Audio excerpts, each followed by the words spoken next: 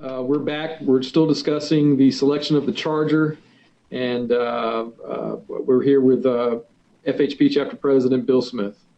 Okay, like I said in our first conversation, and this was relayed through the Lieutenant Colonel, that Colonel Zernis, they felt because they didn't have as much glass area, in other words, where you could see out or they could mount lights, that they wanted to have all the chargers would have a top lighted light bar and they would all be painted.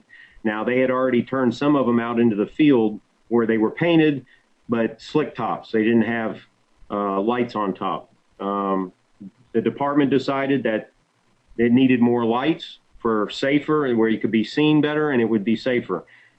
Safety committee, I can't see how I could argue that point. I don't want to see more lights. No, I want as many lights as I can on a car so you can be visible from a long distance. So I don't think you really wanted to try to argue that point when you're putting as many lights as you can. Now, technology does change.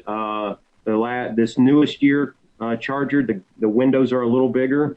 I've talked to Colonel Brierton about it, and he doesn't have a problem looking at it in the future, in near future, about going back to slick tops, painted, but slick tops. Because lights become brighter, they get smaller and they get brighter. So it's something he doesn't have a problem looking at. Again, this year is going to be different because now Ford and Chevrolet had one a couple of years ago, but they stuck with the Charger. But now there's three vendors that are in the game now. Ford, Chevrolet has two, and the Dodge Charger. Right now, the last couple of years, one reason they've stuck with the Charger is because it's cheap and they get more bang for their dollar. And because we haven't had a lot of money to spend on cars and our fleet is extremely old, they're trying to get as many cars for the little amount of money that they had gotten the last couple of years. Now, last year, we got a little more money, and this year we got a little more money. So it's gradually building back up. We're probably somewhere in the neighborhood of almost $10 million now for cars per fiscal year.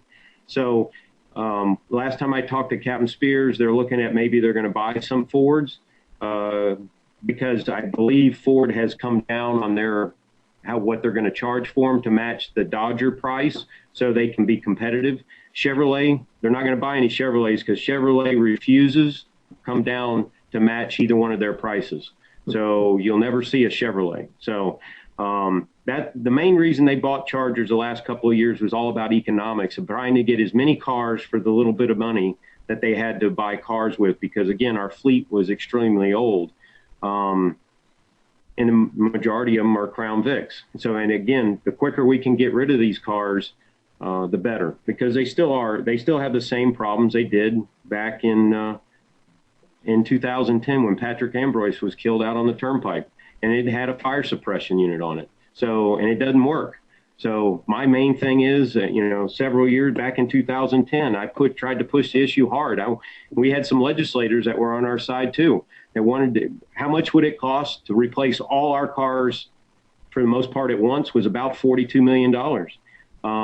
Put it in a trust fund and let us take it as we can to, spend it and buy cars. Again, now Middleburg can't quite install that many cars in 1 year, obviously, which is at the time about 1,700. So we've come a long way, but that was kind of the process that happened with the picking of the Charger. It's not like we had much of a choice. That was the only thing out there other than the Crown Vic that was available. Which was a safety concern.